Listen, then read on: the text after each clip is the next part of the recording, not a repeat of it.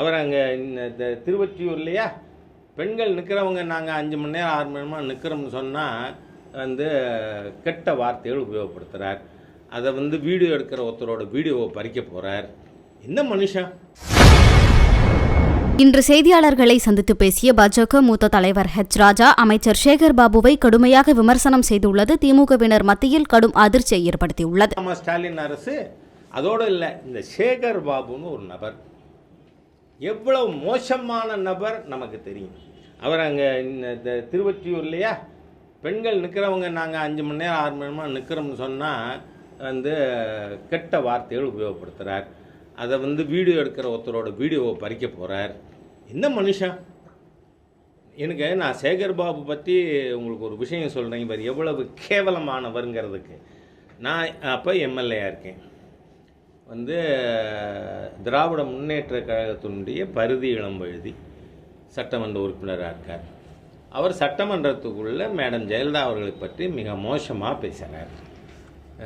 சில பேரை பார்த்தா கும்பிட தோணும், சில பேரை பார்த்தா கூப்பிட தோணும்னு சபாநாயகர் அவர்கள் பேசியிருக்கார் அப்படின்லாம். அப்போ சேகர் பாபு இருந்தது ஏடிஎம்கேல. இன்றைக்கி டிஎம்கேயே totally dominated by ADMK people தான். ஏடிஎம்கே பர்சன்ஸ் தான் இன்றைக்கி திமுகவில் மந்திரிகள். அது கேகேஎஸ்ஆராக இருக்கட்டும், அனிதா ராதாகிருஷ்ணனாக இருக்கட்டும், அல்லது 10 ரூபா நம்ம ஊர் முத்துசாமி, செந்தில் பாலாஜி, சேகர் பாபு, இந்த மாதிரியாக எல்லாமே ஏடிஎம்கே தான் இன்றைக்கி டிஎம்கே ரூல் பண்ணுறதுக்கு. எல்லா திமுக பாரம்பரியமாக இருக்கிறவங்களாம் எங்கிட்டே சொல்லி வருத்தப்படுறாங்க.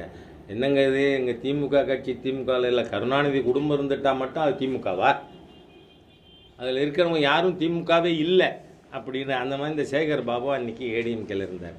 இவர் கருணாநிதி அவர்கள் குடும்ப பெண்களை பற்றி எவ்வளவு கேவலமாக பேசினார் அன்றைக்கி. அந்த வார்த்தை நான் இப்போ ஏன் சொல்ல முடியாதுன்னா, அன்றைக்கி சபாநாயகர்